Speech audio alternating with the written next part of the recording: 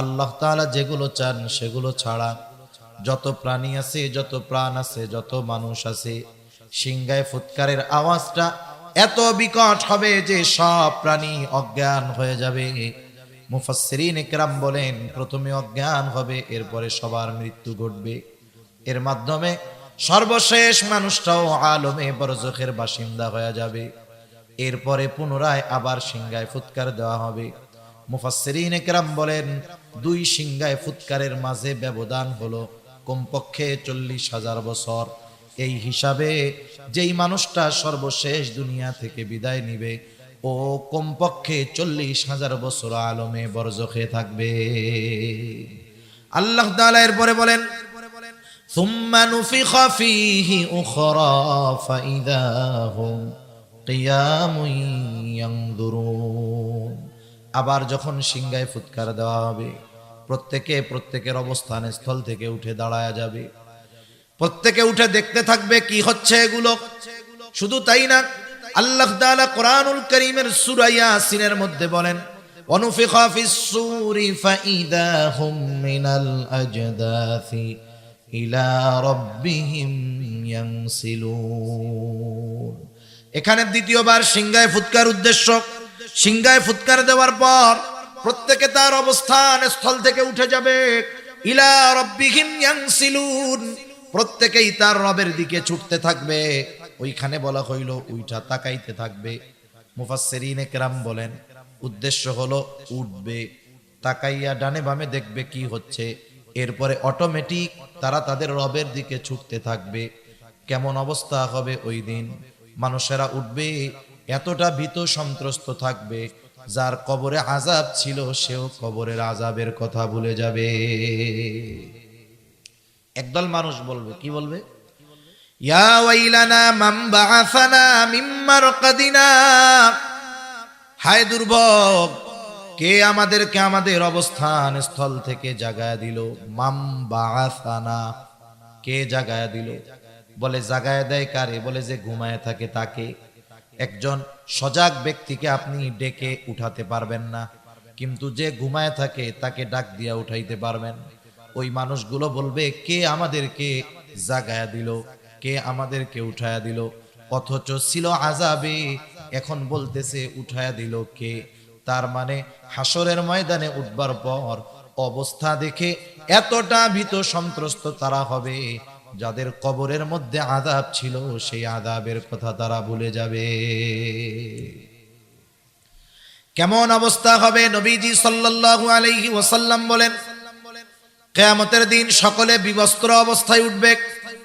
আয়েশা সিদ্দিকা রাদিয়াল্লাহু তাআলা আনহা জিজ্ঞাসা করেন ইয়া রাসূলুল্লাহ, মানুষেরা বিবস্ত্র অবস্থায় উঠবে, নারী পুরুষ সবাই বস্ত্রহীন থাকবে, কেউ কি লজ্জা পাবে না? একজন কি আরেকজনের দিকে তাকাবে না? নবীজি জানায়া দেন আয়েশা, মানুষ এতটা চিন্তিত ভীত সন্ত্রস্ত থাকবে যে একজন আরেকজনের দিকে তাকানোর বিষয়টা চিন্তাও করবে না। কেমন চিন্তাগ্রস্ত থাকবে মানুষ সেই দিন। ওই মানুষেরা বলবে ইয়া ওয়াইলানা মান বাআসানা মিন মারকাদিনা, হায় দুর্ভোগ, কে আমাদেরকে আমাদের অবস্থান স্থল থেকে জাগায়া দিল। মুমিনরা অথবা ফেরেশতারা তাদের এই কথার জবাবে বলবে হাযা মা ওয়া'আদার রহমানু ওয়া সাদাকাল মুরসালুন। এটা হলো দয়াময়ের সেই প্রতিশ্রুত দিবস, যেই দিবসের ওয়াদা তিনি দিয়েছিলেন। শুধু তাই না, ওয়া সাদাকাল মুরসালুন, রাসূলগণ এই দিবসের সত্যায়ন করেছিলেন। প্রত্যেক নবী রাসূল তার উম্মতকে আখিরাতের কথা, কিয়ামতের কথা বলেছে কি বলে নাই? এটাই হলো এই দিবস, যেই দিবসের এক নাম হলো ইয়াউমুল কিয়ামা।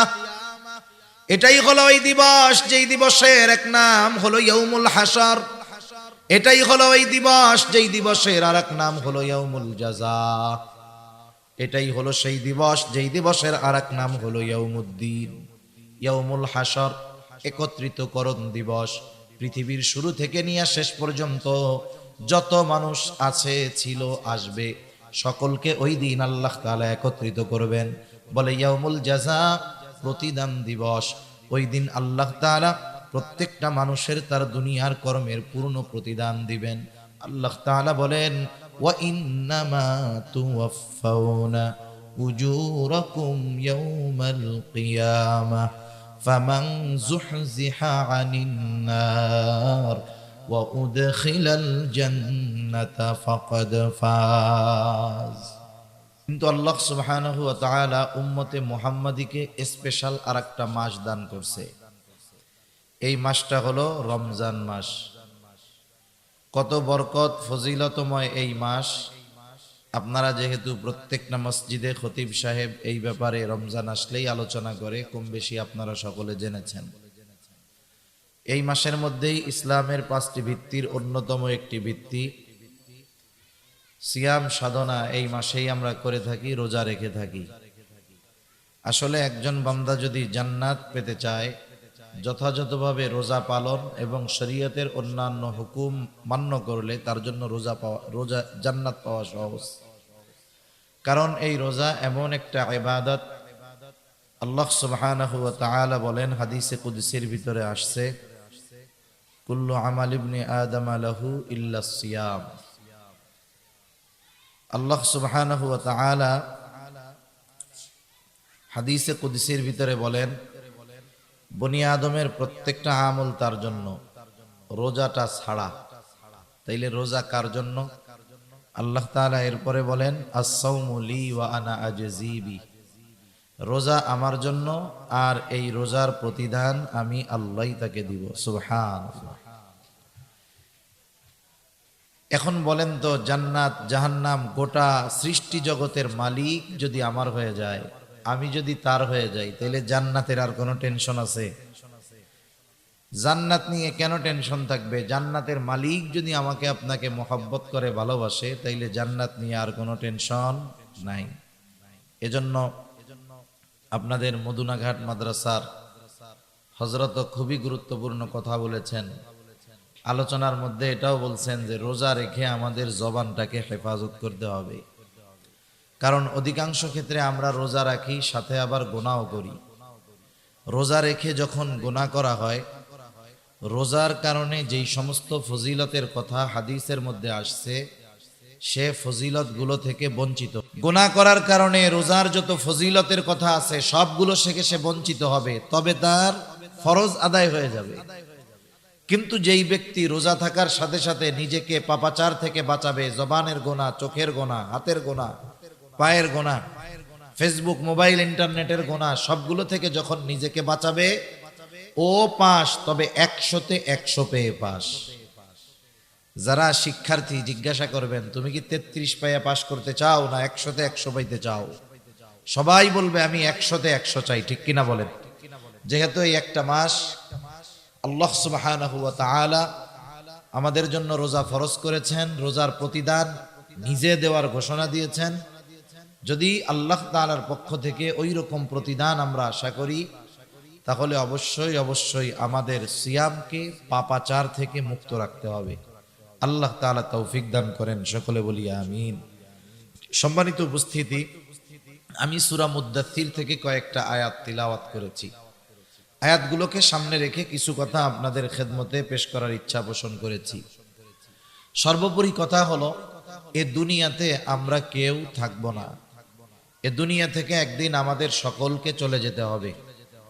এ দুনিয়াতে হাজারো মতের মানুষ আছে, হাজারো ধর্মের মানুষ আছে, হাজারো বিশ্বাসের মানুষ আছে। এ দুনিয়াতে একদল মানুষ আছে যারা স্রষ্টাকেই অবিশ্বাস করে, আছে না নাই? আল্লাহ তাআলাকে মানে না, বলে স্রষ্টা বলে কিছুই নাই। যত মতের, যত কথার, যত দলে বিভক্ত হোক না কেন মানুষ, যত মতানৈক্য মানুষের মধ্যে থাকুক না কেন, গোটা দুনিয়ার সব মানুষের মধ্যে একটা বিষয় নিয়ে কোনো মতানৈক্য নাই, যেটার নাম হলো মৃত্যু, ঠিক কিনা বলেন? বাস্তবতা হলো আমাদের প্রত্যেকের একটা নির্ধারিত সময় আছে, হায়াত আছে, মেয়াদ আছে।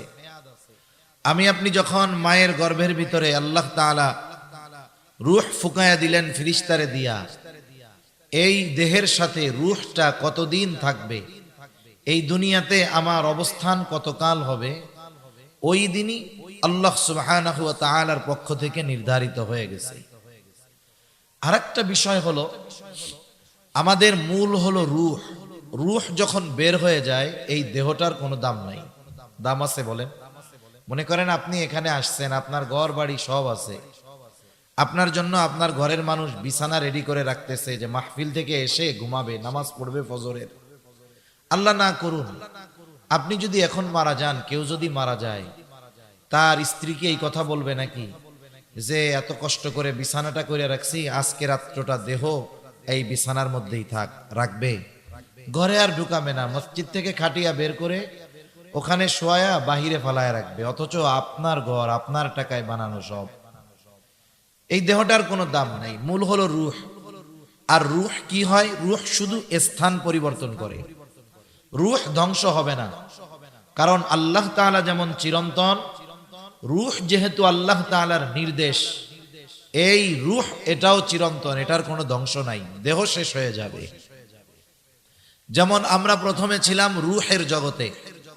আল্লাহ তাআলা যখন আদম আলাইহিস সালামের পৃষ্ঠদেশ থেকে কিয়ামত পর্যন্ত যত মানুষ আসবে সকলের রূহ আল্লাহ তাআলা একত্রে বের করেছেন। এরপরে রূহের জগৎ, ওইখান থেকে আসলাম আলমে বতন, আলমে আরওয়াহ থেকে আলমে বতন, আলমে বতন থেকে এখন আছি আলমে দুনিয়ায়। এখানে একটা নির্ধারিত কাল অতিবাহিত হওয়ার পর এখান থেকে আবার আমরা স্থানান্তরিত হয়ে যাব। আমাদের প্রত্যেকেরই হায়াত নির্ধারিত নির্দিষ্ট আছে, কিন্তু আমাদের জানা নাই। এই যে বোতলের গায়ে লেখা থাকে যে এই পানিটার মেয়াদ কতদিন, এই যে লেখা আছে, আমরা এটা দেখে বুঝতে পারি যে এটা আমার জন্য কেনা উচিত হবে কিনা, কেনা যাবে কিনা, খাওয়া যাবে কিনা। আমাদেরও একটা নির্ধারিত মেয়াদ আছে, আছে ঠিক, কিন্তু সেটা আমাদের কারো জানা নাই। এজন্য আমাদের উচিত সব সময় প্রস্তুত থাকা, কারণ ওই সময়টা যখন চলে আসবে, আমি আপনি যত সুস্থ থাকি না কেন এ দুনিয়ায় থাকতে পারবো না। আবার ওই সময় আসার আগে আমি আপনি যত অসুস্থ হই না কেন আমি আপনি মরবো না। একেবারে যথাসময়ে মৃত্যুর ফিরিস্তা মালাকুল মাউত হাজির হয়ে যাবে, এক মুহূর্ত আগেও আসবে না, এক মুহূর্ত বিলম্ব করবে না। আল্লাহ তাআলা বলেন, ফাইদা জাআ আজালুহুম লা ইস্তাখিরুনা সাআতাও ওয়া লা ইস্তাকদিমুন। আল্লাহ রাব্বুল আলামিন জানায় দেন, একেবারে যথা সময়ে মৃত্যু চলে আসবে, এক মুহূর্ত আগেও মৃত্যু হবে না, এক মুহূর্ত বিলম্ব হবে না। যখন আমার আপনার দেহ থেকে রূহটাকে মালাকুল মাউত বিচ্ছিন্ন করে ফেলবে, এই দেহটা অচল নিশ্চল হয়ে যাবে। আমাদের অঞ্চলে যখন মানুষ মারা যায়, মসজিদের মধ্যে ঘোষণা করে, অমক এলাকার অমক আজ বিকাল 5 ঘটিকার সময় ইন্তেকাল করিয়াছে, আগামী দিন সকাল 8টায় অমক স্থানে তার জানাজা অনুষ্ঠিত হবে। অতএব সকল ধর্মপ্রাণ মুসলমানদেরকে উক্ত মারহুমের রূহের মাগফিরাত কামনায় তার জানাজায় শরীক হওয়ার জন্য বিশেষভাবে অনুরোধ করা গেল। এই রকম প্রচার আপনাদের অঞ্চলে করে না? এখন আমরা অনেকের ব্যাপারে এই খবরটা শুনি, একদিন আমার খবরও মানুষে শুনবে। এই খবর বলার সময় একটা শব্দ বলে ইন্তেকাল, এটা হলো আরবি শব্দ, অর্থ হলো স্থানান্তরিত হওয়া। কি বলে? বলে আব্দুর রহিম ইন্তেকাল করিয়াছে। তার মানে ওই রূহ, ওটা মূল, ওটার নামই হলো আব্দুর রহিম। কারণ রূহ যখন আমার আপনার দেহ থেকে বের হয়ে যায়, কেউ ওই নিষ্প্রাণ দেহটাকে নাম ধরে ডাকে না, ওটাকে তখন বলে লাশ। মানে যার মধ্যে কিছুই নাই, কি নাই, সব আছে, বলে আসলটাই তো নাই, রূহই তো নাই। তাহলে মূল কথা হলো আমাদেরকে এই দুনিয়ার জগৎ থেকে স্থানান্তরিত হয়ে নতুন আর এক জগতে পদার্পণ করতে হবে, যেই জগতের নাম হলো আলমে বরজখ, লোকচক্ষুর অন্তরালের এক জগৎ। ওই জগৎটা কেমন? বলে দুনিয়ায় যার আমল যেমন, আলমে বরজখটা তার জন্য তেমন। দুনিয়ায় একজন ঈমান এনেছে, নেক আমল করেছে, ভালো কাজ করেছে, অবশ্যই তার আলমে বরজখটা তার জন্য শান্তির জায়গা হয়ে যাবে। আরেকজন দুনিয়ায় ঈমান আনে নাই, পাপাচারের মধ্যে লিপ্ত থেকেছে, গুনাহ করেছে, মন যা চায় তাই করেছে, বলে আলমে বরজখটা তার জন্য হয়ে যাবে কষ্টের। এই জন্য নবীজি সাল্লাল্লাহু আলাইহি ওয়াসাল্লাম জানায় দেন, আমাদেরকে যখন কবরস্থ করা হবে, কবরে রাখা হবে, আমাদের প্রত্যেককেই 3টা করে প্রশ্ন করা হবে। 1 নম্বর প্রশ্ন, মার রব্বুক, তোমার রবকে। 2 নম্বর প্রশ্ন, আমা দীনুক, তোমার দিন কি। 3 নম্বর প্রশ্ন, নবীজিকে দেখায় বলা হবে, মা হাদার রাজুলুল্লাযী বুইসা ফীকুম, অথবা প্রশ্ন করা হবে, আমার নবিয়ুক, তোমার নবীকে। এই যে 3টা প্রশ্ন আল্লাহ তাআলা কবরের মধ্যে যে করবে, নবীজি অনেক আগে জানায় দিয়েছেন। দুনিয়ার পরীক্ষার প্রশ্ন ফাঁস করা হয় না, প্রশ্ন জানা যায় পরীক্ষার হলে গিয়া। আর কবরের প্রশ্ন কি হবে অনেক আগের থেকে জানায় দেওয়া হলো। বুঝতে হবে, যেই পরীক্ষার প্রশ্ন গোপন থাকে ওই পরীক্ষা মূলত সহজ, কিন্তু যেই পরীক্ষার প্রশ্ন আগেই জানায় দেওয়া হয়, বুঝতে হবে জাগা মতন গিয়া ওই প্রশ্নের জবাব দেওয়া বড় কঠিন। আমরা যদি মনে করি যে প্রশ্ন তো জানি, 3 প্রশ্নের উত্তর মুখস্থ করে যাব, ফিরিস্তা ঈশা জিজ্ঞাসা করার আগেই কইয়া দিব যে তুমি কি কি জিজ্ঞাসা করবা জানি, এই জবাব, কাজ হবে। দুনিয়ার প্রশ্ন মুখস্থ পড়ার সাথে জবাব দেওয়ার সম্পর্ক।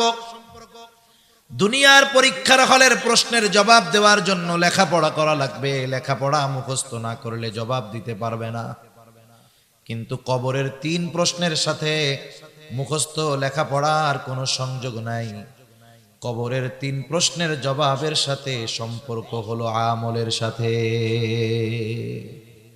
যখন কোন মানুষ এই 3 প্রশ্নের আলোকে আমল করবে, এই 3 প্রশ্নের ব্যাপার যদি তার কোনোদিন নাও শুনে নাও জানে, কবরে গিয়াও যদি প্রথম জানে যে এই 3 প্রশ্ন, জবাব দিয়ে দিতে পারবে। তাহলে 1 নম্বর প্রশ্ন, আমার রব্বুক, তোমার রবকে। জবাব হলো আল্লাহ। এটা মুখস্থ করলেই দেওয়া যাবে না। একটা ব্যক্তি যখন পরিপূর্ণ রবের দাসত্ব করবে, রবের হুকুম আহকাম মেনে চলবে, রবের আদেশের সামনে নিজেকে নত করে দিবে, ওই ব্যক্তি কবরে গিয়ে যখনই প্রশ্ন করবে তোমার রবকে, দুনিয়ার জগতে যেই রবের গোলামি করছে তার জবাব দিতে আর কষ্ট হবে না। সে তার সাথে সাথে জবাবে বলবে আমার রব হলো আল্লাহ। 2 নাম্বার প্রশ্ন করবে, তোমার দিন কি, তোমার জীবন ব্যবস্থা কি, তুমি যে দুনিয়ার হায়াত অতিবাহিত করেছো, কোন দর্শনের মতাদর্শের আলোকে তুমি তোমার জীবনকে পরিচালিত করেছো। একটা মানুষ যদি ইসলামের উপরে নিজেকে পরিচালিত করে, তাহলে লোকটা সহসাই জবাব দিবে আমার দিন হলো ইসলাম। সারা জিন্দেগি ইসলামের বিরুদ্ধাচরণ করে যতই মুখস্থ করে কবরে যাক না কেন, ওকে যখন জিজ্ঞাসা করা হবে ওমা দিনুক, ওই ইসলাম কিন্তু জবাব দিতে পারবে না। ইসলামের উপরে যে চলবে সেই জবাব দিতে পারবে আমার দিন হলো ইসলাম।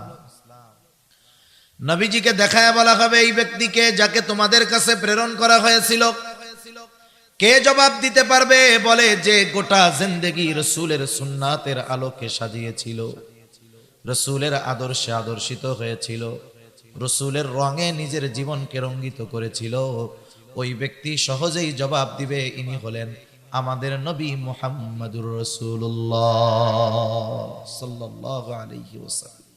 এছাড়া জবাব দেওয়া সম্ভব নয়।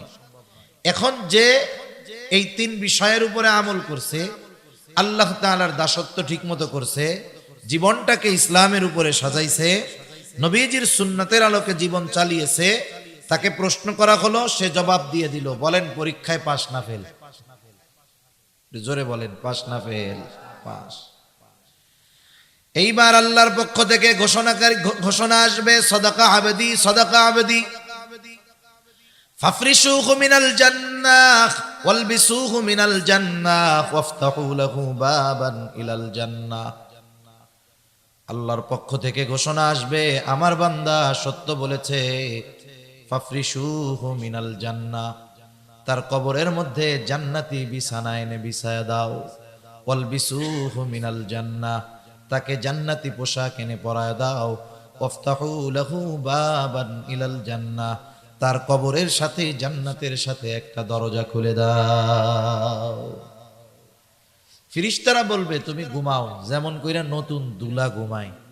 নতুন জামাই যখন কারো বাড়ি আসে, যখন ঘুমায়, শাশুড়ি কেউ যদি দেখতে আসে জামাইরে, শাশুড়ি কি বলে, ঘুমাইতেছে ঘুমাইতেছে, এরকম বলে না?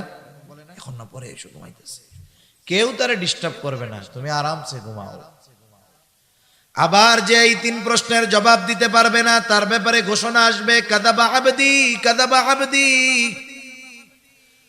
ফাফরিশুহু মিনান নার ওয়ালবিসুহু মিনান নার ওয়াফতাহু লাহু বাবান ইলান নার। এ বান্দা মিথ্যা বলতেছে, জবাব দিতে পারে নাই। সব প্রশ্নের জবাবে বলবে লা আদ্রি, আমি কিছুই জানি না, পরীক্ষায় ফেল। বলবে জাহান্নাম থেকে আগুনের বিছানা এনে বিছায়া দাও, জাহান্নাম থেকে আগুনের পোশাক এনে একে পরায়া দাও, জাহান্নামের সাথে তার কবরের সাথে একটা দরজা খুলে দাও। কত কষ্ট হবে ওই কবরের মধ্যে, আলমে বরজখে আযাবে থাকবে। আযাবের তীব্রতা এতটা বেশি হবে, ও মনে করবে এটাই মনে হয় জাহান্নাম। কারণ ওই রকম শাস্তি আযাব কেউ কোনোদিন দেখে নাই। ফেরেশতারা তখন তাকে জানাবে, না, এটা জাহান্নাম নয়, বরং তোমার জন্য এর চাইতে কল্পনাতীত শাস্তি আল্লাহ তাআলা কিয়ামতের পরে তোমার জন্য প্রস্তুত করে রাখছে। ওইখানে তোমাকে অনন্তকাল থাকতে হবে। অবস্থাটা কি দেখেন, সে যেই আযাবে আছে আলমে বরজখে, মনে করবে এটাই মনে হয় জাহান্নাম। কিন্তু যখন আসল জাহান্নামের খবরটা শুনবে, দেখে নাই, শুধু ফেরেশতাদের কাছে শুনে এতটা ভীত সন্ত্রস্ত হয়ে যাবে, সে আল্লাহর কাছে বলতে থাকবে, আল্লাহ, কিয়ামত যেন কখনোই কায়েম না হয়। কারণ আমি আপনি যখন একটা কষ্টের মধ্যে থাকি, এর চাইতে বহুগুণ বেশি কষ্ট যখন সামনে আসে, বর্তমান যেই কষ্টটা আছে, সামনের ভয়াবহ কষ্টের কথা চিন্তা করে এটাকে স্বাভাবিক মনে হয়। ওই কষ্টের কথা শুনেই তারা মনে করবে ভালো আছি, এজন্য আল্লাহর কাছে বলবে কিয়ামত কায়েম করেন না। আবার যার কবরটা জান্নাতের বাগান হবে, রাউদাতুম মিন রিয়াদিল জান্নাহ, ও মনে করবে এটাই মনে হয় জান্নাত। কিন্তু ফেরেশতারা তাকে জানাবে, না না, এটা জান্নাতের নিয়ামতের তুলনায় এটা কোনো কিছুই না। তোমার জন্য আল্লাহ তাআলা কল্পনাতীত জান্নাত তৈরি করে রাখছে। সেই জান্নাতের খবর আল্লাহ তাআলা দেন। জান্নাত কেমন? বলে, আ'আদতু লিইবাদিয়াস সালিহিন মা লা আইনুন রাআত ওয়ালা উযুনুন সামিআত ওয়ালা খাতারা আলা কলবি বাশার।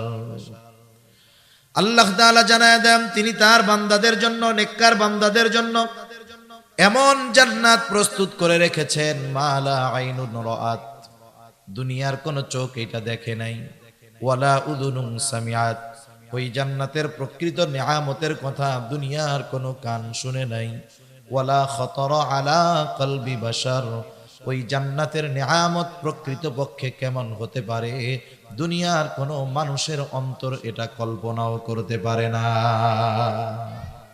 সুবহানাল্লাহ। কি আছে জান্নাতের মধ্যে? আল্লাহ তাআলা বলেন জান্নাতের মধ্যে কি আছে? বলে, ওয়ালাকুম ফিহা মা তাশতাহি আনফুসুকুম, মন যা চায় জান্নাতের মধ্যে তাই আছে। দুনিয়াতে কিন্তু অনেক কিছু আমাদের মন চায়, কিন্তু দুনিয়ায় পাওয়া যায় না, ওইটাও জান্নাতে আছে। জান্নাতে গিয়া নতুন কইরা আরো যা মন চাবে তাও আল্লাহ তাআলা জান্নাতে রাখছে।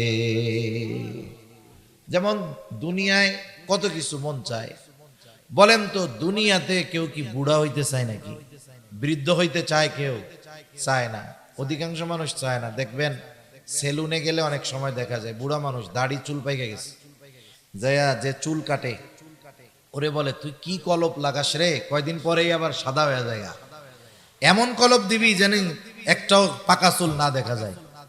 এখন একজন তার সাদা দাড়িকে কালো করতে চায় কেন? কারণ সাদা থাকলে তো মুরব্বি মুরব্বি লাগে, কালো যদি হয় তাহলে একটু জুয়ান জুয়ান লাগবে, তাই না? তাহলে দুনিয়াতে কেউ বৃদ্ধ হতে চায় না, কিন্তু বাস্তবতা হলো সময়ের সাথে সাথে একটা সময় বৃদ্ধ হয়ে যেতে হয়, যৌবন থাকে না। তাহলে দুনিয়াতে মন চায় যে আমি বুড়া হব না, যুবক থাকব। বলে দুনিয়াতে মন চায়, তবে দুনিয়ায় সম্ভব নয়। জান্নাতে যে ঢুকবে সে চিরন্তন যুবক হয়ে ঢুকবে, কখনো সে বুড়া হবে না। 33 বছরের টকবগে যুবক থাকবে, কখনো কি হবে না, বুড়া হবে না। আবার দুনিয়াতে কেউ অসুস্থ হতে চায় না, মন চায় ঠিক, তবে কোনো না কোনো কারণে নিজের অজান্তে অসুস্থ হয়ে যেতেই হয়।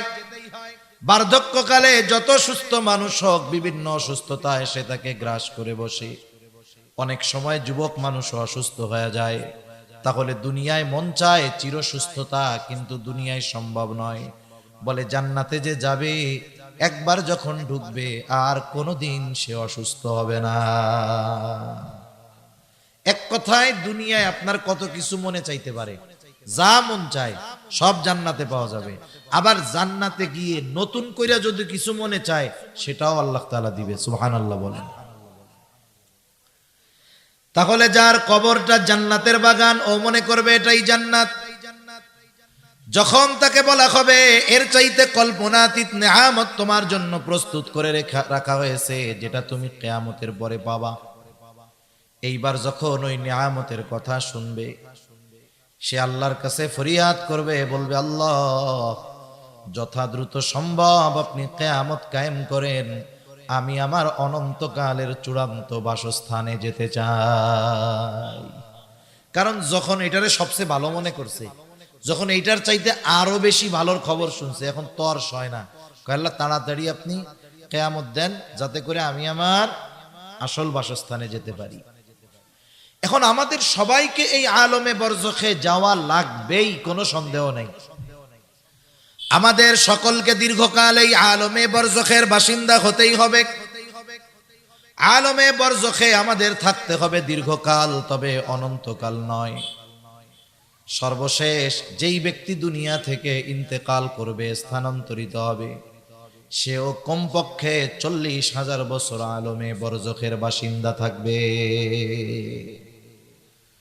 আল্লাহ সুবহানাহু ওয়া তাআলা ইসরাফিল আলাইহিস সালামকে সিংহায় ফুৎকারের আদেশ দিবেন। প্রথমবার সিংহায় ফুৎকারের মাধ্যমে এ দুনিয়া থেকে মানব সভ্যতার ইতি ঘটবে। আল্লাহ তাআলা কোরআনুল কারীমের মধ্যে বলেন, ওয়ানুফিখা ফিস সূরি ফাসাইকা মান ফিস সামাওয়াতি ওয়া মান ফিল আরদ ইল্লা মান শাআল্লাহ সুম্মা নুফিখা ফীহি উখরা ফাইযা হুম কিয়ামুন ইয়ানজুরুন। আল্লাহ রাব্বুল আলামিন বলেন, প্রথমবার সিংহায় ফুৎকার দেওয়ার পর ফাসাইকা মান ফিস সামাওয়াতি ওয়া মান ফিল আরদি ইল্লা মান শাআল্লাহ। আল্লাহ তাআলা যেগুলো চান সেগুলো ছাড়া যত প্রাণী আছে, যত প্রাণ আছে, যত মানুষ আছে, সিংহায় ফুৎকারের আওয়াজটা এত বিকট হবে যে সব প্রাণী অজ্ঞান হয়ে যাবে। মুফাসসিরিন ইকরাম বলেন, প্রথমে অজ্ঞান হবে, এরপরে সবার মৃত্যু ঘটবে। এর মাধ্যমে সর্বশেষ মানুষটাও আলমে বরজখের বাসিন্দা হয়ে যাবে। এরপরে পুনরায় আবার সিংহায় ফুৎকার দেওয়া হবে। মুফাসসিরিন ইকরাম বলেন, দুই সিংহায় ফুৎকারের মাঝে ব্যবধান হলো কমপক্ষে 40,000 বছর। এই হিসাবে যেই মানুষটা সর্বশেষ দুনিয়া থেকে বিদায় নিবে, ও কমপক্ষে 40,000 বছর আলমে বরজখে থাকবে। আল্লাহ তাআলা এরপরে বলেন, সুম্মা নুফিখা ফীহি উখরা ফাইযা হুম কিয়ামুন ইয়ানজুরুন। আবার যখন সিংহায় ফুৎকার দেওয়া হবে, প্রত্যেকের অবস্থান স্থল থেকে উঠে দাঁড়ায়া যাবে। প্রত্যেকে উঠে দেখতে থাকবে কি হচ্ছে এগুলো। শুধু তাই না, আল্লাহ তাআলা কোরআনুল কারীমের সূরা ইয়াসিনের মধ্যে বলেন, ওয়ানুফিখা ফিস সূরি ফাইযা হুম মিনাল আজদাসি ইলা রাব্বিহিম ইয়ানসিলুন। এখানে দ্বিতীয়বার সিংহায় ফুৎকার উদ্দেশ্য, সিংহায় ফুৎকার দেওয়ার পর প্রত্যেকে তার অবস্থান স্থল থেকে উঠে যাবে। ইলা রাব্বিহিম ইয়ানসিলুন, প্রত্যেকেই তার রবের দিকে ছুটতে থাকবে। ওইখানে বলা হইল উইঠা তাকাইতে থাকবে। মুফাসসিরিনে কেরাম বলেন উদ্দেশ্য হলো উঠবে, তাকাইয়া ডানে বামে দেখবে কি হচ্ছে, এরপরে অটোমেটিক তারা তাদের রবের দিকে ছুটতে থাকবে। কেমন অবস্থা হবে ওই দিন? মানুষেরা উঠবে, এতটা ভীত সন্ত্রস্ত থাকবে, যার কবরে আযাব ছিল সেও কবরের আযাবের কথা ভুলে যাবে। একদল মানুষ বলবে, কি বলবে? ইয়া ওয়াইলানা মান বাআসানা মিন মারকাদিনা, হায় দুর্ভোগ, কে আমাদেরকে আমাদের অবস্থান স্থল থেকে জাগায়া দিল। মাম বাআসানা, কে জাগায়া দিল? বলে জাগায়া দেয় কারে? বলে যে ঘুমায় থাকে তাকে। একজন সজাগ ব্যক্তিকে আপনি ডেকে উঠাতে পারবেন না, কিন্তু যে ঘুমায় থাকে তাকে ডাক দিয়া উঠাইতে পারবেন। ওই মানুষগুলো বলবে কে আমাদেরকে জাগায়া দিল, কে আমাদেরকে উঠায়া দিল, অথচ ছিল আযাবে, এখন বলতেছে উঠায়া দিল কে? তার মানে হাসরের ময়দানে উঠবার পর অবস্থা দেখে এতটা ভীত সন্ত্রস্ত তারা হবে, যাদের কবরের মধ্যে আযাব ছিল সেই আযাবের কথা তারা ভুলে যাবে। কেমন অবস্থা হবে? নবীজি সাল্লাল্লাহু আলাইহি ওয়াসাল্লাম বলেন কিয়ামতের দিন সকলে বিবস্ত্র অবস্থায় উঠবে।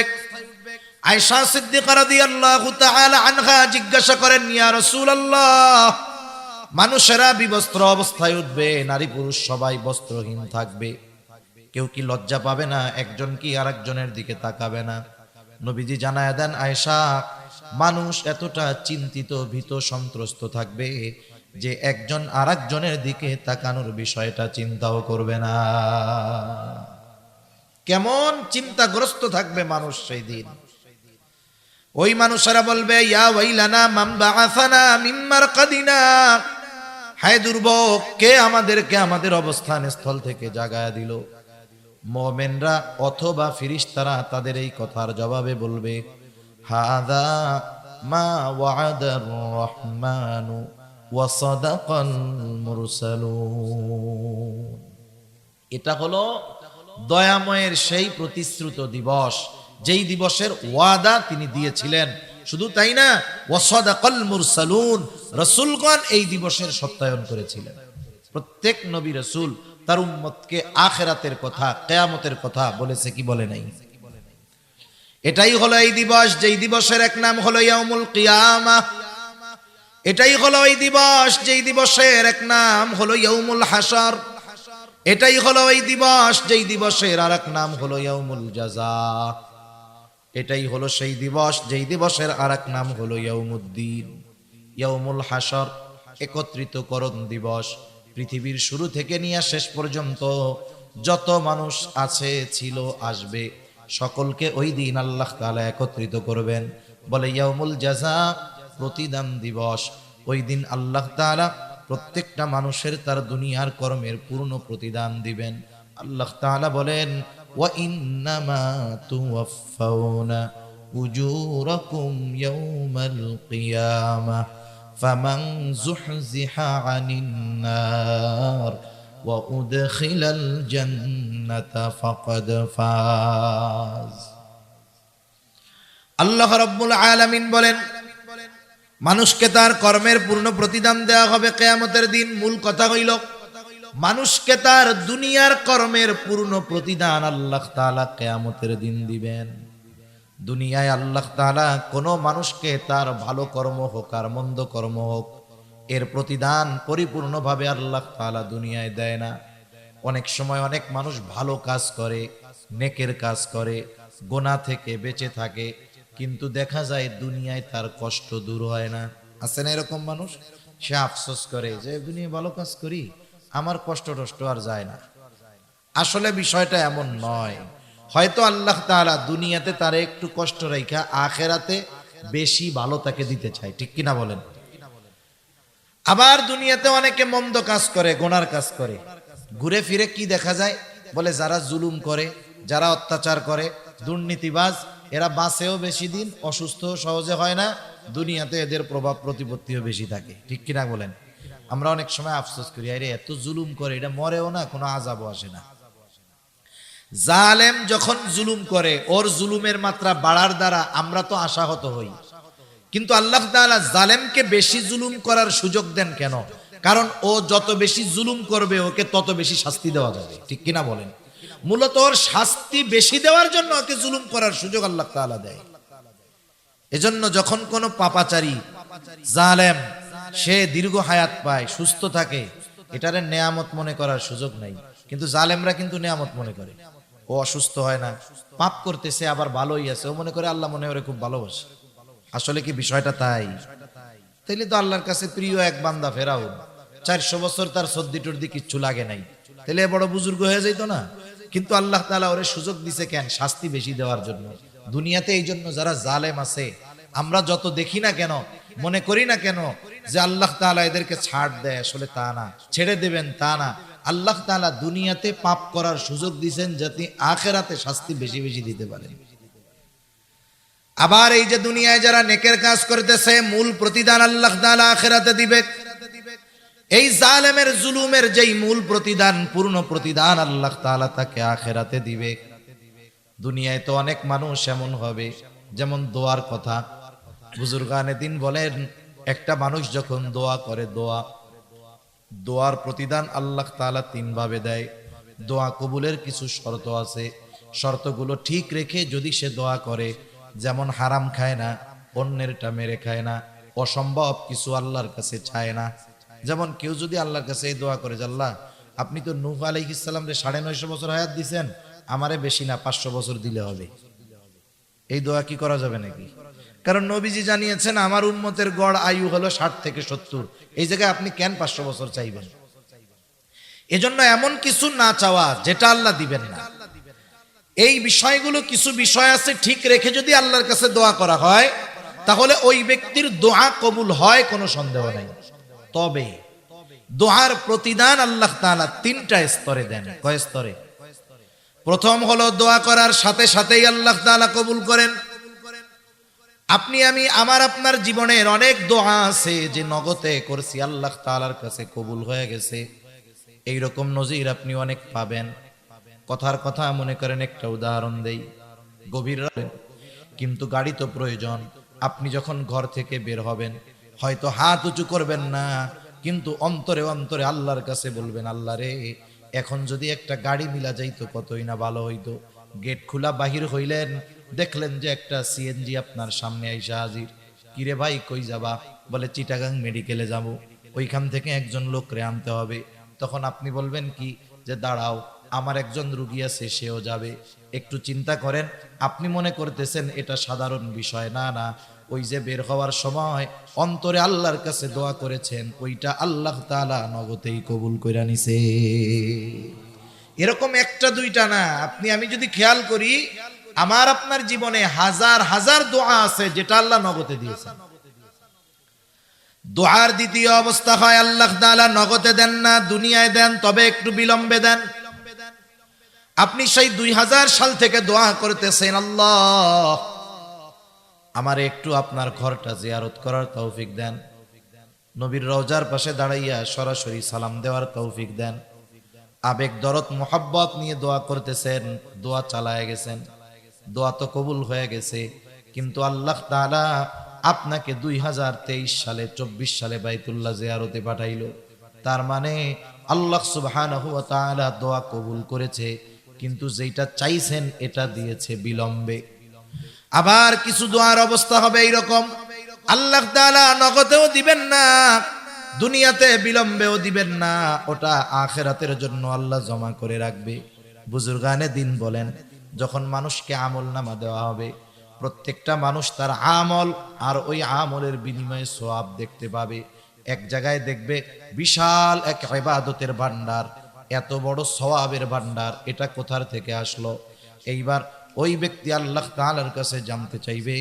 আল্লাহ তাআলা বলবে, বান্দা তুমি দুনিয়ায় আমার কাছে দোয়া করদা, আল্লাহ আমারে গাড়ি দেন, আল্লাহ আমারে বাড়ি দেন, আল্লাহ আমারে সম্পদ দেন। আমি আল্লাহ তোমাকে দুনিয়ায় দিতাম না, কারণ তুমি জানো না এগুলো যদি তোমাকে দুনিয়ায় দিতাম এটা তোমার ক্ষতির কারণ হইতো। আমি আল্লাহ তোমাকে ওইগুলা দেই নাই, ওইগুলো দেই নাই, তুমি হতাশ হয়ে গিয়েছিলে বান্দা। আমি আল্লাহ তাআলা তোমার দোয়া কবুল করি নাই, তুমি এটা মনে করতা। কিন্তু তুমি যেগুলো চেয়েছো ওগুলো তোমার জন্য কল্যাণকর ছিল না, বিদায় দুনিয়ায় আমি দেই নাই। কিন্তু দোয়া তো কবুল করছি, ওইগুলার চাইতে আরো ভালো বিনিময় এই নেকি আল্লাহ তোমাকে দিয়ে দিয়েছি। এইবার ওই বান্দা তখন আল্লাহর কাছে বলবে, আল্লাহ তাইলে দুনিয়ায় আপনি যেইগুলো দিয়েছিলেন ওইগুলো দুনিয়ায় না দিয়ে আখিরাতের জন্য জমা রাখলে ভালো হইতো। এজন্য দুনিয়া চাই আমরা অনেক কিছু, দুনিয়ায় আল্লাহ তাআলা ওই দুনিয়ার ওই বস্তুটা আমারে দেয় না, হতাশ হয়ে যাই। না না, যেগুলো পাবো আখিরাতে ওই দুনিয়াবি ওই বিষয়গুলো পাওয়ার কারণে হতাশ হব। আল্লাহর তখন বলো দুনিয়াবি ওই বিষয়গুলো দুনিয়ায় না দিয়া আমার জন্য আখিরাতে রেখে দিতেন, এটাই ভালো হইতো। কোন কথার থেকে জানি গেলাম এদিকে, যে আমরা আল্লাহ তাআলার কাছে চাই যে আল্লাহ সুবহানাহু ওয়া তাআলা আসলে বান্দাকে দেন, বান্দার দোয়া আল্লাহ তাআলা কবুল করেন। দোয়ার প্রতিদানটা আল্লাহ তাআলা তিন ভাবে দেয়। এজন্য আল্লাহ সুবহানাহু ওয়া তাআলার কাছে চাওয়ার ক্ষেত্রে শর্তগুলো যদি ঠিক থাকে, আশা করা যায় আল্লাহ সুবহানাহু ওয়া তাআলা বান্দাকে এই বিনিময় থেকে মাহরুম করবেন না। সুবহানাল্লাহ। হাসরের ময়দানের অবস্থার থেকে বলতেছিলাম আর কি, হাসরের ময়দানের মুসিবতটা এমন হবে। আয়েশা সিদ্দিকা রাদিয়াল্লাহু তাআলা আনহা জিজ্ঞাসা করলেন, ইয়া রাসূলুল্লাহ, মানুষেরা কি লজ্জা পাবে না? নবীজি বলেন, মানুষেরা এত চিন্তিত ভীত থাকবে যে সে কারো দিকে তাকানোর বিষয়টাও সেই দিন চিন্তা করবে না। আল্লাহ সুবহানাহু ওয়া তাআলা ওই দিন একত্রিত কেন করবেন এই কথার থেকে গিয়েছিলাম যে ইয়াউমুল জাযা, প্রতিদান দিবস। আল্লাহ তাআলা ওই দিন মানুষকে তার দুনিয়ার কর্মের পূর্ণ প্রতিদান দিবেন। আল্লাহ তাআলা শুধু প্রতিদান দিবেন তা নয়, প্রতিদান দেওয়ার আগে প্রত্যেকটা মানুষকে তার দুনিয়ার কর্মগুলোর ব্যাপারেও অবগত করবে। আমি দুনিয়ায় কি কাজ করেছি আমার মনে না থাকলেও আল্লাহ তাআলা ওই দিন মনে করায় দিবে। হাসরের ময়দানে কয়েকটা মুহূর্ত হবে সবচাইতে জটিল মুহূর্ত, চিন্তার মুহূর্ত। মানুষগুলো একেবারে ওই সময়ে নিস্তব্ধ নীরব হয়ে যাবে। এর মধ্যে একটা হলো যখন আমলনামা দেওয়ার ঘোষণা দেওয়া হবে। আমলনামা, দুনিয়ায় কি করছি এই আমলনামা ফাইল আমাদের কাছে পৌঁছানোর খবর দেওয়া হবে। একেবারে পিনপতন নীরব হয়ে যাবে, কোনো কথা নাই, সকলে চিন্তিত, না জানি কোন হাতে আমলনামা পাই। আমলনামাগুলো ছেড়ে দেওয়া হবে, কারণ আমার আপনার সাথে সর্বদা আমার আপনার কর্মগুলোর সাক্ষী সংরক্ষণের লোক সবাই আছে, ফেরেশতারা আছে। আমার কর্ম, আমার কথা, আমার কাজ সব সংরক্ষণ করা হচ্ছে, সাথে সাথে তারাও আমার কর্মগুলোর ব্যাপারে সাক্ষী হচ্ছে। সব প্রস্তুত, কিয়ামতের দিন ছেড়ে দেওয়া হবে। প্রত্যেকের আমলনামা প্রত্যেকের কাছে গিয়ে পৌঁছায়া যাবে। আমারটা অন্যের কাছে, অন্যেরটা আমার কাছে আসবে, বিষয়টা এমন নয়। আমলনামাগুলো কেউ ডান হাতে পাবে, কেউ বাম হাতে পাবে। সকলেই আশা করবে আজকে যেন আমি আমার আমলনামাটা ডান হাতে পাই। কিন্তু বাস্তবতা হলো ইচ্ছা করলেই হবে না, বরং আমলনামা কে ডান হাতে পাবে কে বাম হাতে পাবে এটা তার দুনিয়ার কর্মের উপরেই নির্ভর করবে। একটা বিষয় দেখেন, দুনিয়াতে আমাদের গড় আয়ু 60 থেকে 70 বছর। সবাই তো আর 70 বছর বাঁচে না, কেউ একটু বেশি বাঁচে, এর সংখ্যা কম। কিন্তু 70-এর কম, এটাই সংখ্যা বেশি।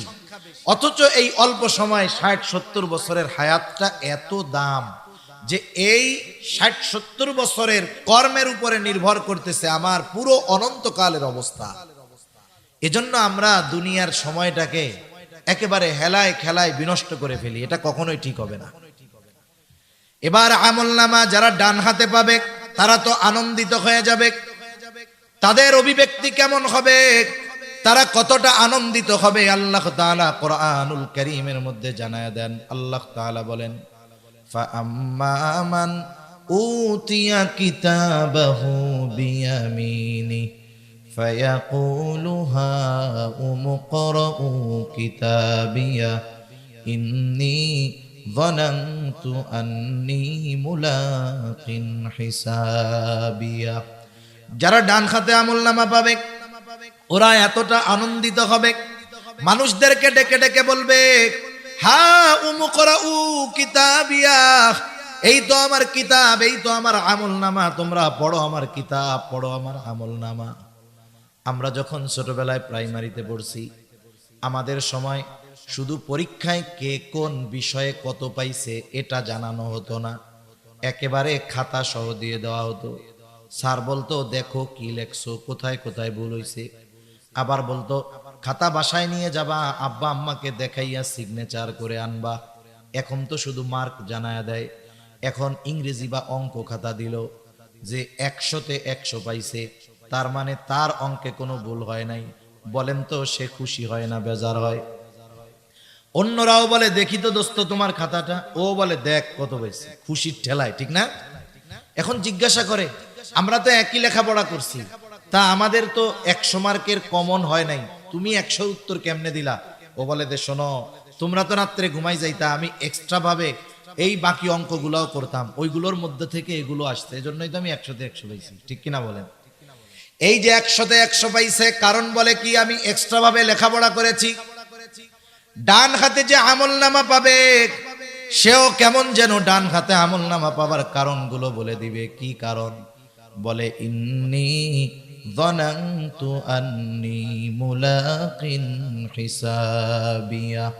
ডান হাতে আমলনামা পাবার কারণ আমি এই ব্যাপারে দৃঢ় ধারণা রাখতাম, তথা দুনিয়ায় আমি এই ব্যাপারে দৃঢ় বিশ্বাসী ছিলাম, আমাকে আমার কর্মের হিসাবের মুখোমুখি হওয়া লাগবে।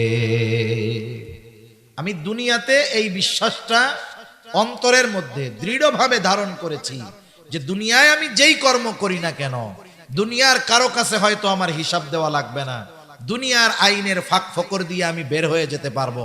আমি একাকী যদি কোনো অন্যায় করি কেউ দেখবে না, দুনিয়ার কারো কাছে আমার হিসাব দেওয়া লাগবে না। কিন্তু আমি এই চিন্তা করতাম দুনিয়ার কারো কাছে আমার কর্মের হিসাব দেওয়া না লাগুক, আমার আল্লাহর সামনে আমাকে হিসাবের কাঠগড়ায় দাঁড়াতে হবে। একটা জিনিস আমাদের মনে রাখতে হবে, আমাদের দেশে অপরাধ দমন করার জন্য কত বাহিনী আছে না? পুলিশ আছে, র্যাব আছে, বিজিবি আছে, চিতা আছে, কোবরা আছে, তারপরে অন্যান্য কত বাহিনী আছে। আপনারা বলেন তো, বাহিনী, এই আইন শৃঙ্খলা বাহিনীর সংখ্যা দিন দিন বাড়ে না কমে?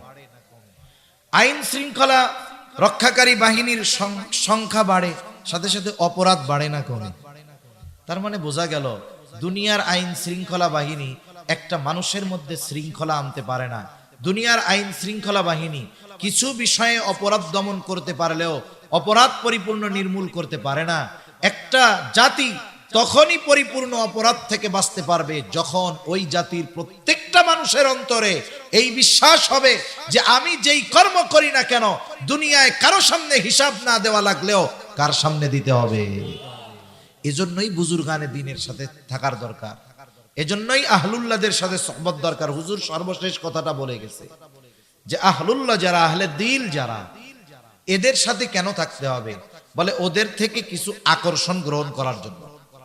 ওই যে যোগ্যতা অর্জন করছে, যে নিজে আল্লাহর ভয়ে পাপাচার থেকে বেঁচে থাকে, মানুষ দেখা না দেখাকে তারা তোয়াক্কা করে না, এই ধরনের মানুষের সংস্পর্শতা আমাদেরকে ওই ধরনের গুণ অর্জনে অনেকটা সহায়ক হবে। এজন্য আমাদের দরকার সৎসঙ্গ দরকার।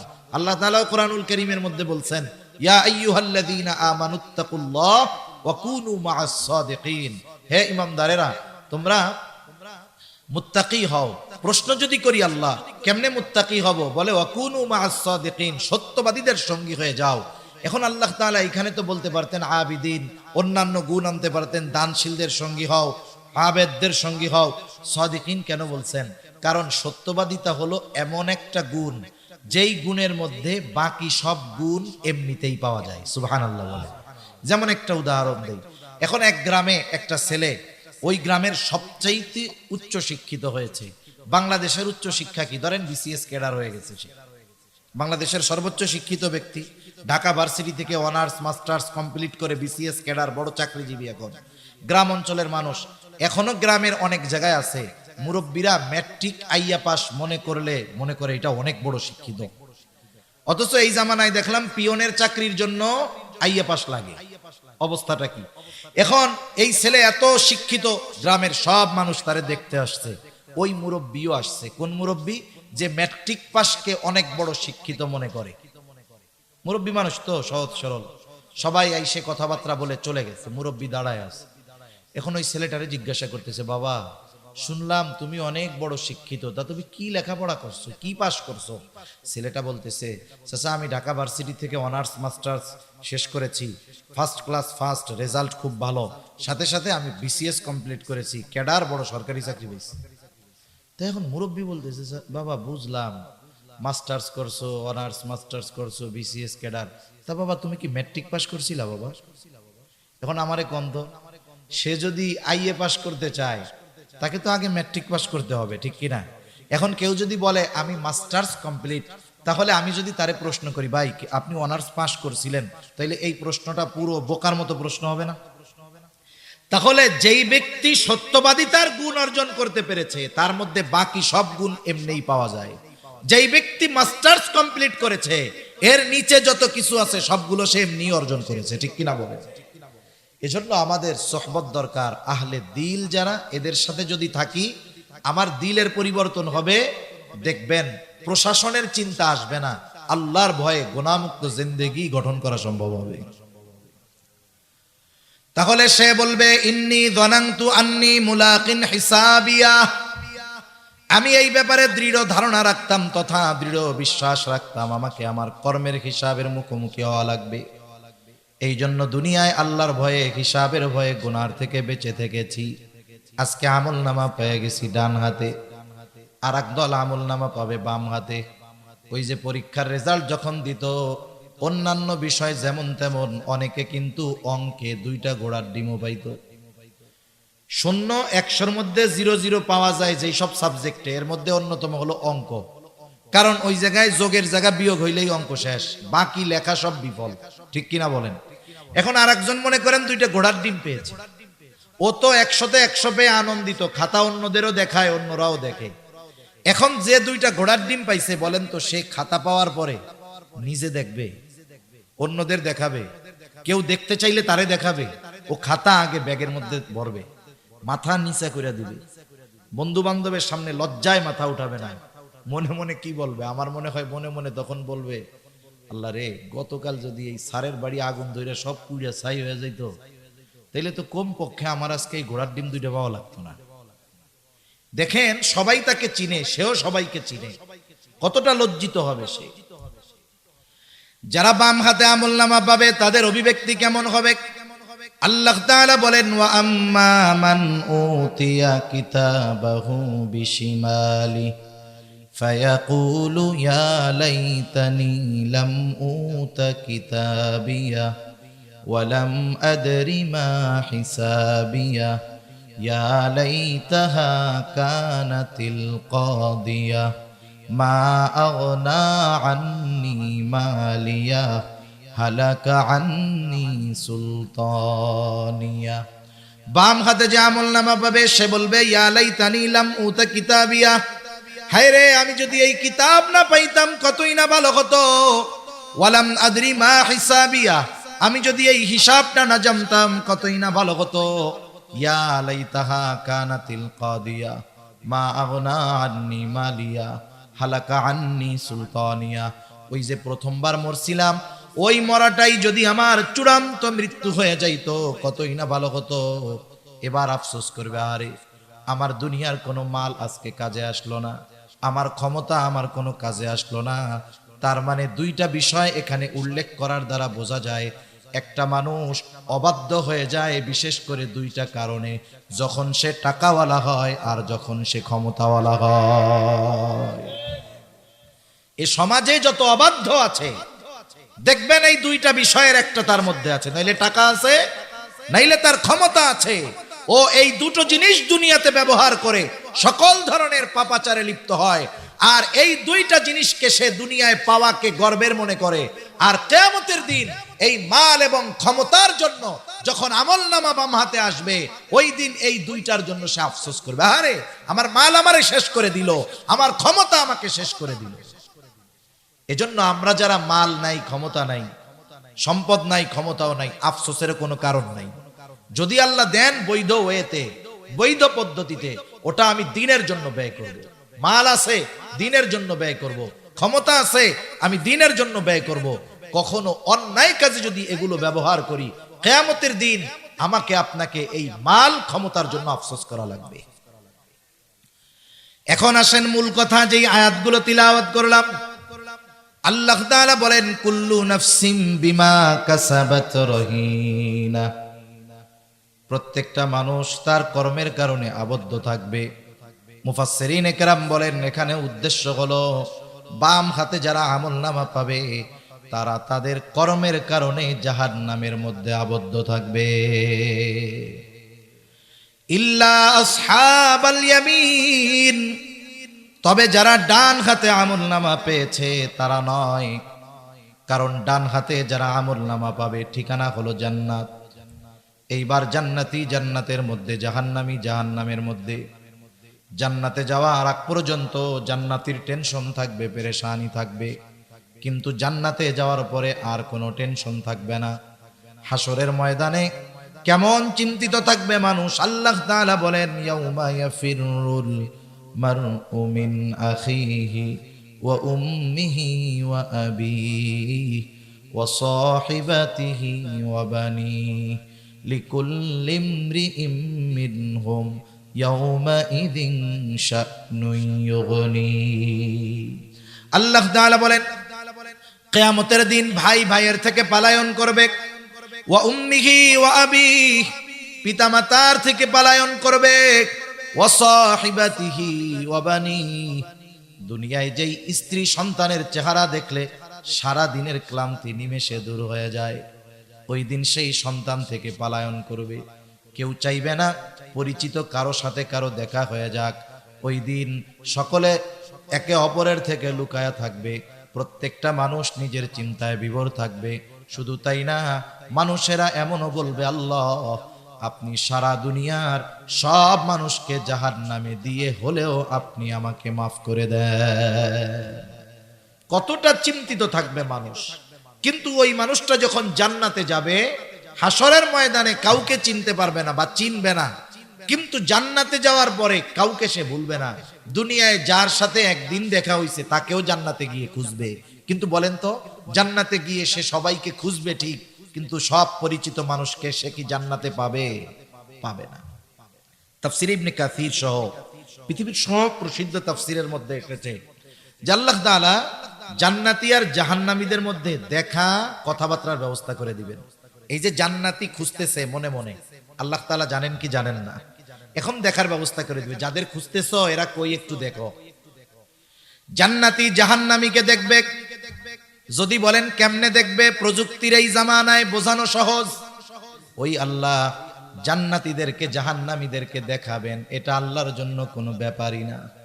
জান্নাতি জাহান্নামের দিকে তাকায় দেখবে, আরে জাহান্নামের মধ্যে তার অনেক আপনজন, প্রিয়জন, বন্ধু বান্ধব, আত্মীয় স্বজন কঠিন শাস্তি ভোগ করতেছে। এই দৃশ্যটা দেখবার পর ওই ব্যক্তি, জান্নাতি ব্যক্তি আল্লাহর দরবারে কৃতজ্ঞতার মাত্রা বাড়ায়া দিবে, বলবে আল্লাহ আপনি যদি আমার প্রতি দয়া না করতেন হয়তো আজকে আমাকেও ওদের সাথে জাহান্নামে থাকা লাগতো। আবার জাহান্নামী ও জান্নাতীকে দেখতে পাবে। জান্নাতীকে দেখবার পর সে দেখবে জান্নাতের মধ্যে তার অনেক আপনজন, প্রিয়জন, বন্ধু বান্ধব, আত্মীয় স্বজন। জান্নাতী নাজ নেয়ামত ভোগ করতেছে আর সে কঠিন আযাবের মধ্যে আছে।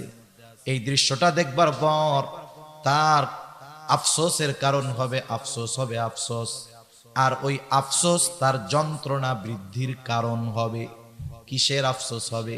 দুনিয়াতে একই বাজারে ব্যবসা করে, একই মাঠে খেলাধুলা করে, একই স্কুলে লেখাপড়া করে, সব সময় একসাথেই থাকে, কিন্তু একজন নামাজে যায় আর একজন নামাজে যায় না। আছে না নাই এরকম? এখন নামাজি বন্ধু তো জান্নাতে, বেনামাজিটা জাহান্নামে। ও এখন যখন তাকায় দেখবে বন্ধু জান্নাতের নিয়ামত ভোগ করে, তখন আফসোস করবে কি, হায় রে দিনের 18 ঘন্টা বন্ধুর সাথে থাকতাম, এই নামাজ পড়তে যাই তো সর্বোচ্চ 5 ওয়াক্ত মিলাইয়া 1.5 ঘন্টা, আহারে এই 1.5 ঘন্টা সময় যদি ওর সাথে থাকতাম তাহলে আজকে আমি ওর সাথে জান্নাতে থাকতে পারতাম। আফসোস এটা কষ্টের কারণ হয়। আফসোসের কারণে বাড়ি ব্যথা এটা অন্য না, ওটা হৃদয়ের ব্যথা, এটা আরো কষ্টের বেশি। যেমন আমি একটা উদাহরণ দিই যে আসলে কেমনে ব্যথাটা আসে। উদাহরণটা মনে করেন একজন অপরিচিত ব্যক্তি যাকে আপনি জীবনেও দেখেন নাই, সে আপনাকে একটা বকা দিছে। স্বাভাবিক কেউ যদি আমারে আপনারে বকা দেয় খারাপ লাগবে কি লাগবে না? কিন্তু সে যেহেতু অপরিচিত, একবার দিয়ে চলে গেছে, 2-1 ঘন্টা পরে ওইটা আমার আর মনে থাকবে না, স্বাভাবিক হয়ে যাবে। ওই একই বকাটা, একই শব্দটা যদি আপনার কোনো বন্ধু আপনাকে দেয়, বলেন তো আগে অপরিচিত লোক বকা দেওয়ায় যেই কষ্ট পেয়েছেন, বন্ধু দেওয়ার পরে কষ্ট বেশি লাগবে না কম লাগবে? আবার হুবহু ওই শব্দটা যদি আপনার সন্তান আপনার ব্যাপারে ব্যবহার করে, বলেন তো কষ্ট আগের চাইতে বেশি লাগবে নাকি কম লাগবে? শব্দ এক, শুধুমাত্র ব্যক্তির পরিবর্তনের কারণে একটা সময় যদি সন্তান ওই শব্দটা বাবার জন্য বলে, ওই কথাটা কথা থাকবে না, বিষাক্ত তীর হয়ে বাবার বুকের মধ্যে বদ্ধ হবে।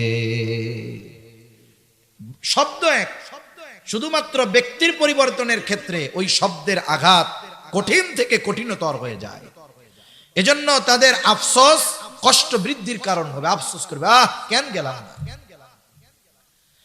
আল্লাহ তাআলা শুধু দেখা নয়, উভয় দলের মধ্যে কথাবার্তার ব্যবস্থা করে দিবে। আল্লাহ তাআলা বলেন, ফি জান্নাতিন ইয়াতাসাআলুনা আনিল মুজরিমিন। জান্নাতীরা পরস্পর মুজরিমদের কাছে জানতে চাইবে, প্রশ্ন করবে, মা সালাকাকুম ফি সাকার, কোন কারণে তোমরা সাকারের অধিবাসী হইলা, কোন কারণে তোমরা জাহান্নামী হইলা। এইবার তাদের এই প্রশ্নের জবাবে জাহান্নামীরা তাদের জাহান্নামে যাওয়ার কারণ বলবে। 1 নাম্বার কারণ বলবে, ক্বালু লাম নাকু মিনাল মুসাল্লিন। 1 নাম্বার কারণ আমরা জাহান্নামে আসার, যে আমরা মুসল্লি ছিলাম না। মুসল্লি কাকে বলে? বলে সপ্তাহে একদিন মসজিদে হাজিরা দিলে কিন্তু সে মুসল্লি নয়। আমাদের ঢাকা শহরে 10 তলা মসজিদও আছে, জুমার দিন 10 তলা ভরে যায়, ওই বিল্ডিং এর ছাদটাও ভরে যায়, মসজিদের ছাদ। এরপরে সামনের যেই রাস্তা, 10 তলা বিল্ডিং, মসজিদের মধ্যে যত মানুষ, রাস্তায় তার চাইতেও বেশি। প্রত্যেকটা মহল্লার মসজিদের মধ্যে এই অবস্থা। চিন্তা করে দেখেন এত নামাজি আসছে কোথার থেকে? অবশ্যই ওই মহল্লার মধ্যে এত মুসলমান আছে বিধায় এত মানুষ, ঠিক কিনা কন? আফসোসের ব্যাপার, যেই মহল্লার 5 তলা 7 তলা 10 তলা মসজিদ, জুমার দিন লোক ধরে না, রাস্তাও ভরে যায়, ওই মহল্লার ওই মসজিদে জুমার দিন বিকাল বেলায় আসরের নামাজ, নিচের কাতারগুলো ভরে না, ঠিক কিনা গণ? তাহলে সপ্তাহে একদিন মসজিদে হাজিরা দিলে সে মুসল্লি নয়। মুসল্লি হলো সে শত ব্যস্ততা থাকার পরেও যেই লোকটা কখনো নামাজ বাদ দেয় না। আর আসল মুসল্লি যে, সে যে কর্মেই ব্যস্ত থাক, তার অন্তর মসজিদের সাথে একটা কানেকশন থাকে। হাদিসের মধ্যে আসছে, কিয়ামতের দিন সূর্যতে একেবারে কাছে থাকবে। সূর্য এখন 9,30,00,000 মাইল দূরে। বিজ্ঞান বলে সূর্যের শীতল দিক যেটা, সেটা পৃথিবীর দিকে দেওয়া। তাই এই সূর্যের তাপ গরমের দিন আমাদের দেশে সহ্য করা কত কষ্ট। ওই সূর্যটা কিয়ামতের দিন একেবারে কাছে থাকবে এবং গরম দিকটা হাসরবাসীর দিকে থাকবে। নবীজি বলেন, ওই দিন কোথাও কোনো ছায়া থাকবে না আরশের ছায়া ছাড়া। আরশের ছায়ায় 7 শ্রেণীর মানুষ স্থান পাবে। নবীজি বলেন, এই 7 শ্রেণীর মধ্য থেকে এক শ্রেণী, রাজুলুন কলবুহু মুআল্লাকুন ফিল মাসাজিদ। ওই ব্যক্তি আরশের ছায়ায় স্থান পাবে যার অন্তর সর্বদা মসজিদের সাথে লাগানো থাকতো। সে মসজিদে থাকতো তা নয়, বরং তার অন্তর মসজিদের সাথে লাগানো থাকতো। আপনাদের এলাকায় অনেক যুবক, অনেকে আছে না প্রবাসে আছে না বিদেশে, মাঝে মধ্যে দোস্তরে ফোন দেয়, মার কাছে ফোন দেয়, ভাইয়ের কাছে ফোন দেয়, ফোন দিয়ে কি বলে, যায় রে আমার দেহটা পড়ে রয়েছে সৌদি আরব, কিন্তু আমার মনটা তো বাসার মধ্যে পড়ে রয়েছে। আমার দেহটা সৌদি, কিন্তু আমার মন কোথায়? বলে মন তো আমার বাড়িতে পড়ে রয়েছে। একজন মুসল্লি সে যেখানেই যাক না কেন, কর্ম করে, যা করে করুক, তার মন পড়ে থাকে মসজিদের সাথে। এজন্য সে যেখানেই যাক, যখনই নামাজের সময় হয়, সব ব্যস্ততাকে উপেক্ষা করে সে আগে মসজিদে গিয়ে হাজিরা দেয়, ঠিক কিনা বলেন? নাইলে তার অন্তরের মধ্যে প্রশান্তি আসে না। এখন আমাদের সমাজে মানুষ নামাজ পড়ে না, এ সংখ্যাটাই বেশি। 5 ওয়াক্ত নামাজ না পড়ার সংখ্যাই বেশি। এখন কেন পড়ে না? না পড়ার যে কারণগুলো, এর মধ্যে অন্যতম একটি কারণ, মানুষ রুজি রোজগার করতে গিয়া নামাজ পড়ার টাইম পায় না।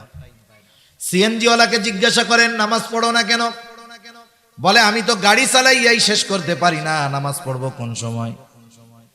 আপনি চাকরিজীবীকে জিজ্ঞাসা করেন নামাজ পড়তে পারো না কেন, বলে ডিউটি করেই শেষ করতে পারি না, নামাজ পড়বো কোন সময়। ব্যবসায়ীকে জিজ্ঞাসা করেন নামাজ পড়ো না কেন, বলে ব্যবসার ব্যস্ততা, কাস্টমারের চাপ, নামাজ পড়ার টাইমই পাই না। এইরকম কথা বলনেওয়ালা লোক সমাজে আছে না নাই? আপনাদের জিজ্ঞাসা করি, এই যে মানুষ কর্ম করে, পরিশ্রম করে, অবশ্যই শখে করে না, করে রিজিকের জন্য, ঠিক কিনা বলেন? জীবন উপকরণের জন্য করে। এখন যেই রিজিক উপার্জন করতে গিয়ে নামাজ পড়ার সুযোগ পায় না, টাইম পায় না, একটু বুঝে থাকলে জবান খুলে জবাব দিবেন, বলেন তো মানুষগুলো যেই রিজিক অর্জন করতে গিয়ে নামাজ পড়ার টাইম পায় না, সেই রিজিকের মালিক কে? আরো জোরে বলেন না কে? তার মানে বোঝা গেল রিজিকের মালিক হলেন আল্লাহ।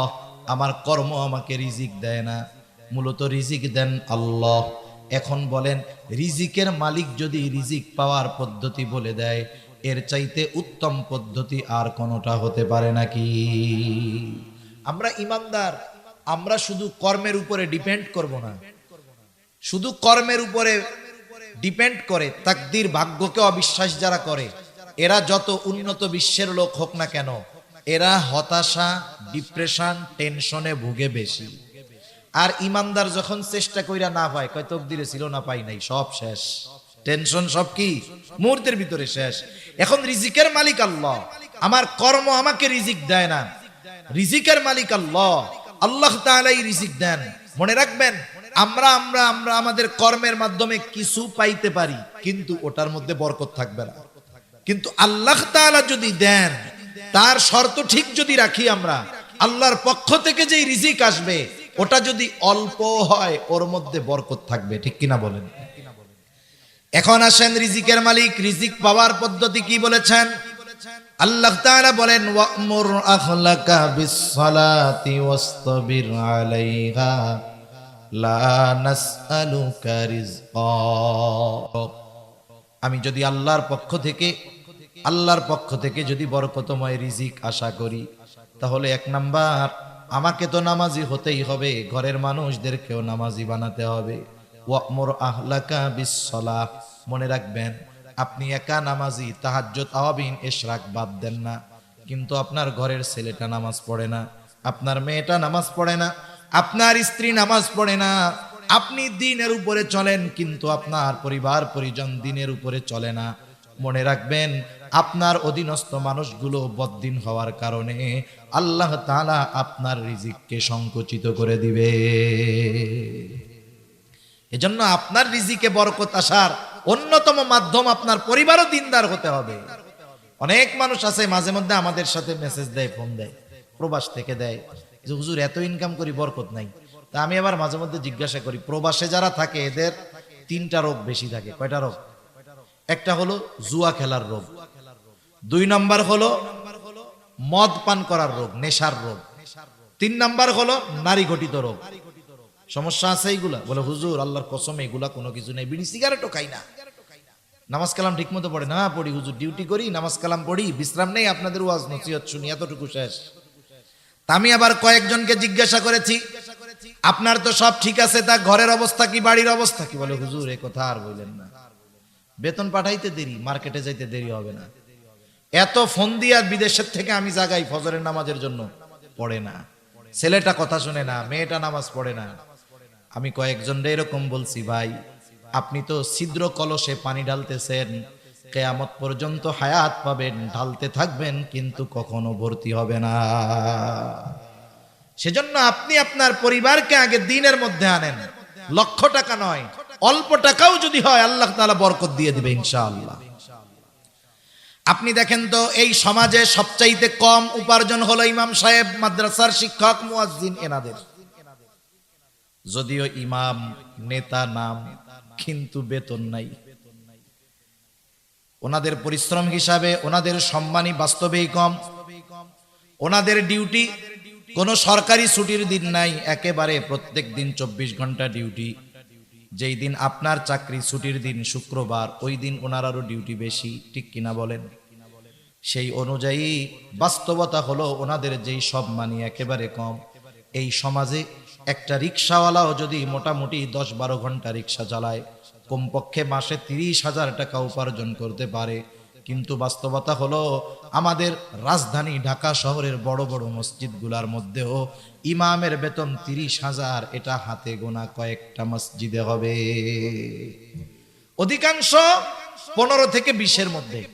আপনাদের কি মনে হয়, যেই বাজার দর, যেখানে 1 কেজি খেজুরের কম দামি খেজুর, ওইটার মধ্যেই 220 টাকা ট্যাক্স, আর বেশিটার কথা তো বাদ দিলাম। যেই সমাজে এত দ্রব্যমূল্যের ঊর্ধ্বগতি, 4 জন লোক যদি থাকে এক ফ্যামিলিতে, স্বামী স্ত্রী 2 জন সন্তান, বলেন তো বাসা ভাড়া টাড়া দিয়ে 20,000 টাকায় হয়? এটা বলেন তো, হয় না। এরপরেও দেখবেন কোন ইমাম অল্প উপার্জন হলেও এ কখনো অভাবে পড়ে না। মানুষের কাছে এসে বলে না যে আমার সব শেষ হয়ে গেল। যদিও উপার্জন কম, বলে বরকত আছে। বরকতটা কেমনে হয়, হওয়ার কারণটা কি?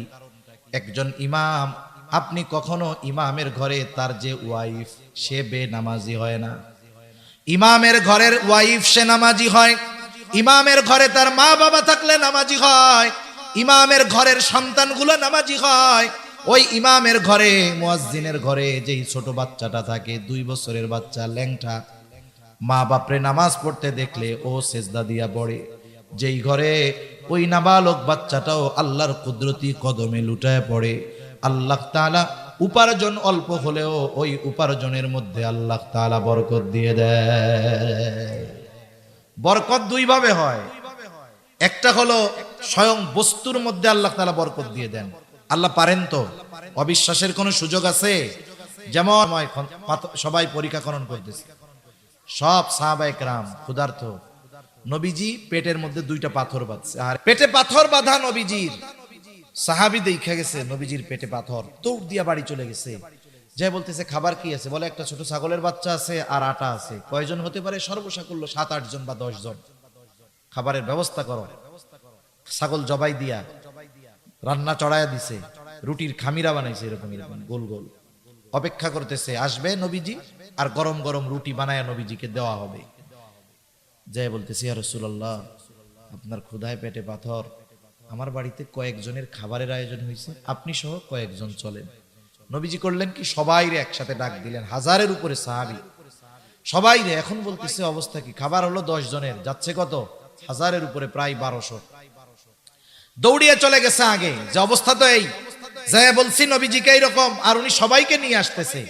মহিলার কি ঈমান, কি ইয়াকিন!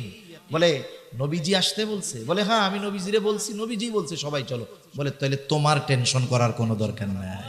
সুবহানাল্লাহ। নবীজি গেছেন, নবীজিকে অবস্থা বলা হয়েছে। নবীজি বলতেছেন ঢাইকা রাখো, তরকারির পাত্র ঢাকো।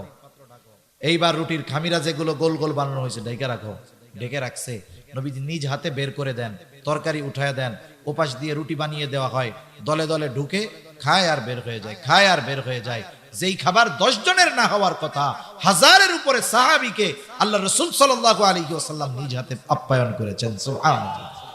এখানে বরকতটা হইছে মূল বস্তুর মধ্যে, মূল বস্তুর মধ্যে। দ্বিতীয় বরকতের ধরন কি? বলে দেখবেন অনেকে হাফ কেজি চাউলের ভাত খেয়ে ফেলে, এরপরে ওর পেট ভরে না। বিয়া বাড়িতে গেছে, 3 গামলা গোস্ত একা খাইছে, কয় দোস্ত এরপরে আমার পেট ভরে না, রে আরো পারতাম, কিন্তু আইনা দিল না। আছে না এরকম আল্লাহর বান্দা কিছু?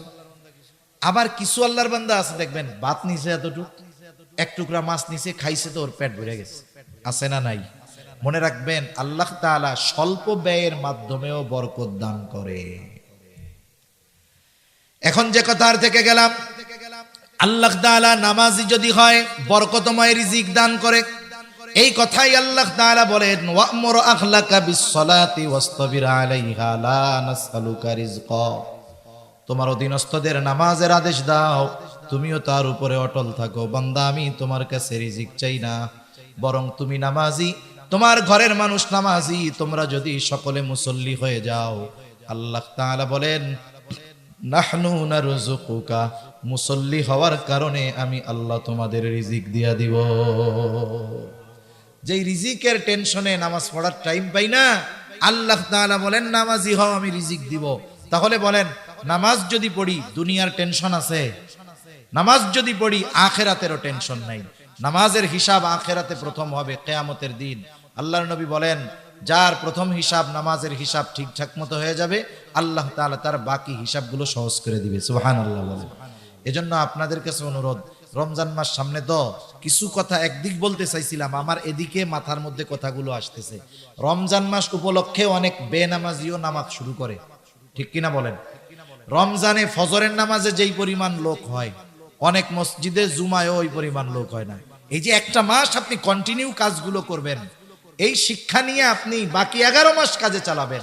এজন্য নবীজি বলতেছেন যে রমজান মাস হলো মুমিনদের জন্য সবচাইতে উত্তম মাস, আর মুনাফিকদের জন্য সবচাইতে কষ্টের মাস। আপনি রোজাদার তো চিন্তা করতেছেন রোজার মাস আসতেছে, কত ফজিলত সওয়াব হবে, অল্প আমলে সওয়াব বেশি পাবো। আর যেগুলো রোজা রাখবে না মুনাফিক মার্কাও চিন্তা করতেছে দুপুরে কি খামো, বাসায় তো রান্না হইব না, ঠিক কিনা বলেন? ওদের জন্য কষ্টের শেষ নাই। আর মুমিনের আনন্দ কেন? বলে মুমিন এই 1 মাসকে কাজে লাগিয়ে বাকি 11 মাসের পাথেও সংগ্রহ করে। সুবহানাল্লাহ বলেন। এজন্য একটা সময় সুযোগ আমাদের সামনে আসছে যে এখন যেহেতু আমি কন্টিনিউ করব 5 ওয়াক্ত নামাজ, এটাকে আমি মজবুত ভাবে ধরে রাখবো। আগামী যত হায়াত আছে আমি এইভাবে যদি চলতে পারি, ইনশাআল্লাহ উপার্জন কম হলেও বরকত দিবেন কে? আল্লাহ। তাহলে 1 নাম্বার জাহান্নামীরা বলবে লামনাকু মিনাল মুসাল্লিন, আমরা মুসল্লি ছিলাম না, আর আমরা হব মুসল্লি। 2 নাম্বার ওরা বলে ওয়ালামনাকু নুতঈমুল মিসকিন, জাহান্নামে যাওয়ার দ্বিতীয় কারণ হলো আমরা মিসকিনদেরকে খানা খাওয়াইতাম না। সেজন্য খানা খাওয়ানো ফজিলতের কাজ। রাসূলুল্লাহ সাল্লাল্লাহু আলাইহি ওয়াসাল্লামের কাছে একজন এসে জিজ্ঞাসা করতেছে আইয়ুল ইসলামি খাইর, ইসলামের মধ্যে সর্বোত্তম কাজ কোনটা? নবীজি উম্মতের রূহানি ডাক্তার, অবস্থার আলোকে জবাব দেন। এই ব্যক্তির এই প্রশ্নের জবাবে নবীজি বললেন তুতঈমুত তাআম ওয়া তাকরাউস সালাম আলা মান আরাফতা ওয়া মান লাম তারিফ, তুমি মানুষকে খানা খাওয়াও আর পরিচিত অপরিচিত সবাইকে বেশি বেশি সালাম দাও। খানা খাওয়ানোর কথা বলে নবীজি কোনো স্তর বিন্যাস করেন নাই, ক্লাসিফিকেশন করেন নাই। একজন গরিব মানুষ সে যদি কোটিপতিকে খাওয়ায় তবে আল্লাহর সন্তুষ্টির জন্য, ওর থেকে বিনিময়ের আশায় নয়। এই খানা খাওয়ানোর মধ্যে ফজিলত আছে না নাই? আত্মীয় স্বজন দাওয়াত দিয়ে বউভাত খাওয়ান, ফজিলত আছে না নাই? বউভাত খাওয়াইয়া যদি কেউ টাকা নেয় ফজিলত আছে না নাই? এ কাম আসেনি? টাকা পয়সা নেয় না খাওয়াইয়া দাওয়াত দিয়া? নেই তো। কয় হুজুর ফজিলত নাই, কে কইছে? টাকা পয়সা পাইলাম এটা ফজিলত না?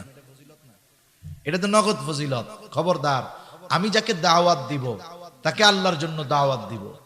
আমি আমার কার্ডে লিখে দিব যে কোনো গিফট গ্রান্ট করা হবে না, আল্লাহর জন্যই আপনাকে দাওয়াত দিয়েছি। সাহাবায়ে কেরাম খাওয়াইয়া কি বলতো? ইন্নামা নুতঈমুকুম লিওয়াজহিল্লাহ, আমরা তোমাদেরকে খানা খাওয়াইছি কার জন্য?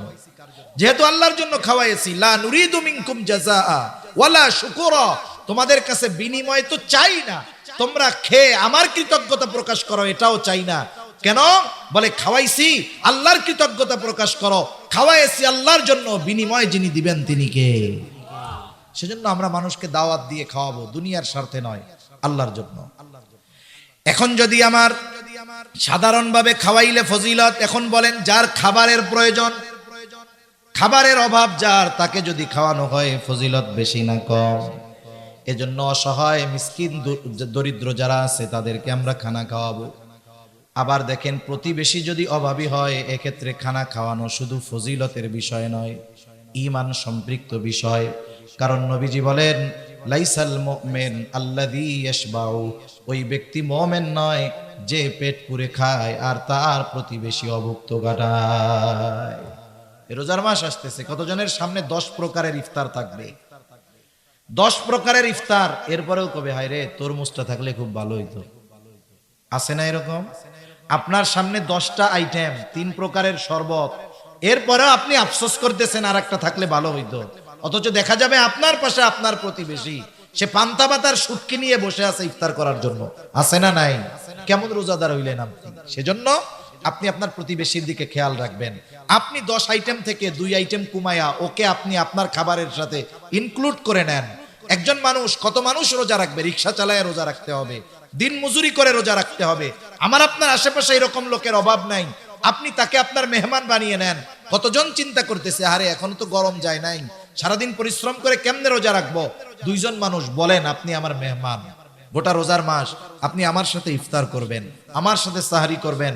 আরে ভাই, আপনার রোজা কি হইলো না হইলো জানি না, ওই ব্যক্তি আপনার সাথে ইফতার করবেন, আপনি ইফতার করানোর কারণে, সাহারি খাওয়ানোর কারণে ওই ব্যক্তি রোজাদার, যেই পরিমাণ সওয়াব অর্জিত হবে রোজার মাধ্যমে, আল্লাহ অটোমেটিক আপনার আমলনামায় দিয়ে দিবে। সুবহানাল্লাহ। এজন্য আমরা প্রতিবেশীদের দিকে একটু নজর দিব, এ বিষয়টা খেয়াল রাখবো। যাদের অভাব আছে দিব। আমি একটু আইটেম কম খাইলাম, আল্লাহ তাআলা ত্যাগের মাস না, ত্যাগের মাস তো একটু ত্যাগ স্বীকার করবো, আল্লাহ বরকত দিবে ইনশাআল্লাহ। তাহলে কাজ, জাহান্নামীরা বলবে ওয়ালাম নাকুনু তুতিমুল মিসকিন, আমরা মিসকিনদেরকে খানা খাওয়াইতাম না। 3 নাম্বার বলবে ওয়া কুন্না নাখুদু মাআল খায়িদিন, অনর্থক অহেতুক কথাবার্তায় যারা লিপ্ত থাকতো আমরাও তাদের সাথে গিয়ে বসতাম, টাইম কাটাইতাম। এই যে আমাদের দেশে অধিকাংশ সময় দেখি, যাদের টাইম আছে, সময় আছে, কেউ টেলিভিশন দেখে, কেউ চায়ের দোকানে আড্ডা দিয়ে সময়গুলো কাটিয়ে দেয়। এই সময়ের জন্য আফসোস পরে করবে, কারণ এই দুনিয়াতে জীবন্ত মানুষের বড় বড় নেয়ামত গুলার মধ্যে অন্যতম দামি এক সম্পদ হলো হায়াত। এই হায়াত যদি আমরা এভাবে নষ্ট করে দেই, মৃত্যুর পরে আফসোস করবে, হায়াতের জন্য কিন্তু কোনো কাজ হবে না। এজন্য অহেতুক মজলিস থেকে বাঁচবো। আশরাফ আলী থানভী রহমাতুল্লাহি আলাইহি বলেন, 2 ধরনের মজলিস ছাড়া কোনো মজলিস নিরাপদ না। একটা হলো ওই মজলিস যেখানে জাগতিক কল্যাণ আছে, জাগতিক বৈধ কল্যাণ আছে, ওই মজলিস। যেমন অনেক সময় আমরা সামাজিকভাবে অনেক আলাপ আলোচনায় বসি, সমাজের এই উপকার, এই রাস্তাঘাট, এগুলো। আর দ্বিতীয় হলো ধর্মীয় দ্বীনি মজলিস, এই যে মসজিদগুলোর মধ্যে যে মজলিসগুলো হয়, এগুলো নিরাপদ মজলিস। এটা ছাড়া বাকি যত মজলিস আছে, ওই মজলিসগুলো ভালো দিয়ে শুরু হয়, মন্দ দিয়ে শেষ হয়। মনে করেন 5 জন এক জায়গায় বসছে, একজন আলেমের কথা বলতেছে, যে ওই আলেম খুব ভালো মানুষ, বুজুর্গ মানুষ। এখন একজন ভালো মানুষ সবার কাছে ভালো না, দেখা যাবে ওই মজলিসে একজন তাকে পছন্দ করে না, বলবে হুজুর এত ভালো কইও না, ওনার ব্যাপারে আমি খুব ভালো মতো জানি। আর একজন খোঁচা দিবে, কি জানো একটু আমাকে কও না। এবার বলে ওই হুজুরের ওই দোষ। এখন বলেন তো, ওই দোষ যদি ওনার মধ্যে থাকে, আছে বাস্তবে, কিন্তু ওনার অনুপস্থিতিতে আলোচনা করলেন, কি হয়ে গেল? গীবত। আর যদি না থাকে, হিংসার কারণে যদি বানায়া বলেন, তাইলে হইল অপবাদ। কি হইল? অপবাদ। শুরু হয়েছিল কি দিয়ে? প্রশংসা দিয়ে। শেষ হয় কি দিয়ে? বলে অপবাদ দিয়ে। এজন্য জীবনের উসুল অনেক সময় আছে যে অনেক সময় অনুপস্থিত ব্যক্তির প্রশংসাও সব মজলিসে করতে হয় না, বুঝে শুনে করতে হয়। যদি তার প্রতি আমার মোহাব্বত থাকে, আমি মানুষের সামনে বলার দরকার নাই, আমি তার জন্য আল্লাহর কাছে দোয়া করবো, আল্লাহ আমি ওই ভাইকে আল্লাহর জন্য, আপনার জন্য ভালোবাসি, আপনি তাকে কল্যাণ দান করেন, ঠিক কিনা বলেন? এই জন্য অহেতুক মজলিসগুলা থেকে বাঁচবো। বিশেষ করে রোজার দিন গ্রাম অঞ্চলে বেশি হয়। আমাদের মা বোনেরা সকালবেলা নাস্তার রান্না নাই, দুপুরবেলা নাস্তার রান্না নাই, এইবার সব ভাবিরা এক জায়গায় হয়ে গল্প শুরু করে, গল্প করতে করতে এইটা গীবতের এক মজলিসে পরিণত হয়ে যায়। অথচ দেখা যাবে গীবতের ব্যাপারে তো হযরত আলোচনা করে গেছে। এই অহেতুক মজলিসগুলো না করে আমরা রোজার মাস, সারা বছর অনেক ব্যস্ততা থাকে, এখন একটু সময় আছে, কোরআনের মজলিসে একটু সময় দেই। আমরা একটু ইমাম সাহেবকে বলি যে আমাদেরকে সূরাগুলো মশক করানোর ব্যবস্থা করেন। সারা বছর কোরআন খতম দিতে পারি না, রোজার মাস সহি শুদ্ধভাবে 2টা খতম কোরআন তিলাওয়াত করি। সারা বছর ব্যস্ত থাকি, সময় নাই, কমপক্ষে আমলের সূরাগুলো, সূরা ইয়াসিন, ওয়াকিয়া, মুলক, কমপক্ষে এই 3টা সূরা আমরা মুখস্থ করে ফেলি। সেজন্য অনুরোধ, আমরা আমাদের হায়াতটাকে কাজে লাগাবো তো ইনশাআল্লাহ। দেখেন যারা হায়াত গোনায় অতিবাহিত করে, ওরা মরার পরে আফসোস করে। আল্লাহ তাআলা তাদের আফসোসের কথা বলেন, কি বলে তারা? ফায়াকুলা রাব্বি লাউলা আখারতানি ইলা আজালিন করিব ফাআসাদদাক ওয়া আকুম মিনাস সালিহিন। মরার পরে আফসোস করে, সময়ের দাম বুঝতে পারে, তখন বলে রব লাউলা আখারতানি ইলা আজালিন করিব, আমাকে যদি সামান্য সময়ের জন্য অবকাশ দেওয়া হইতো, আবার একটু দুনিয়ায় যাওয়ার সুযোগ দেওয়া হইতো, টাকা পয়সা তো দিছিলেন, দান সাদকা করতাম, এমন নেক কাজ করতাম, সৎকর্মশীলদের অন্তর্ভুক্ত হয়ে যাইতাম। ওয়া আকুম মিনাস সালিহিন, একটু সময় দেন না, আবার একটু দুনিয়ায় যাই। বলেন তো মৃত্যুর পরে ওই ব্যক্তি সময়ের মূল্য বুঝতে পারবে ঠিক, কিন্তু তাকে একটা মুহূর্ত সময় দেওয়া হবে নাকি? যেই জিনিসের জন্য মরা মানুষ আফসোস করতেছে ওই জিনিস আমাদের কাছে এখন আছে। সেজন্য হায়াতকে আমরা ভালো কাজে ব্যয় করব তো ইনশাআল্লাহ, অহেতুক মজলিস থেকে বাঁচবো। 4 নাম্বার, ওয়াকুন্না নুকাদ্দিবু বিয়াউমিদ্দিন। ওরা বলবে আমরা কিয়ামতের দিবসকে অস্বীকার করতাম। এটা দুই ভাবে হতে পারে। একটা হলো অস্বীকারই করে, অবিশ্বাস করে, ওইটা বেঈমান, অনন্তকাল জাহান্নামী। আরেকটা হলো অবিশ্বাস করে না, কিন্তু কোনো সেদ বেদ নাই, মানে গাফেল, টেনশন নাই, কোনো বিশ্বাস করে কিন্তু ওই ব্যাপারে কোনো টেনশন নাই। এই বেটাও দীর্ঘকাল জাহান্নামের মধ্যে থাকবে। ওরা বলবে চলছে এভাবে দুনিয়া, হায়াত শেষ হয়ে গেল, হাত্তা আতানাল ইয়াকিন, দৃঢ় সত্যের আগমন ঘটল। দৃঢ় সত্য কি? ওই যে মৃত্যু, যেটার ব্যাপারে কারো ডাউট নাই, কোনো মতানৈক্য নাই, কোনো ইখতিলাফ নাই, সেই মৃত্যু চলে আসলো। মারা গেলাম, তাওবা করতে পারলাম না, ভালো কাজ করতে পারলাম না, এখন আমরা জাহান্নামের মধ্যে।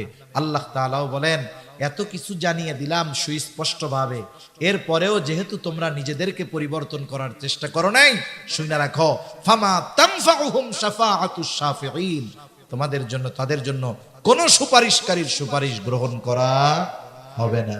সেজন্য সম্মানিত সুধী, জান্নাত জাহান্নাম বিষয়টা হলো, একটা মানুষ তো দুনিয়ায় থাকতেই অর্জন করে ফেলে। একজন কর্ম ভালো করে দুনিয়া থেকে জান্নাতের মালিক বনে যায়, আরেকজন মন্দ কাজ করে জান্নাতকে হারায়। এজন্য নবীজিও এক হাদিসের মধ্যে বলেন, আসলে চালাককে বলে যে অল্প দিনের হায়াত কাজে লাগিয়ে অনন্তকালের জান্নাতের মালিক হয়, আর বোকাকে বলে এই অল্প দিনের জিন্দেগি ভোগ করতে গিয়া জান্নাত হারায় জাহান্নামী হয়। ওই ব্যক্তি হলো সবচাইতে বোকা। এজন্য আমরা চালাক হব, অল্প হায়াত কাজে লাগিয়ে জান্নাতের মালিক হব, জাহান্নাম থেকে বাঁচবো। আল্লাহ সুবহানাহু ওয়া তাআলা আমাদের সবাইকে কথাগুলো বুঝবার, আমল করবার তৌফিক দান করেন। সকলে বলি আমিন।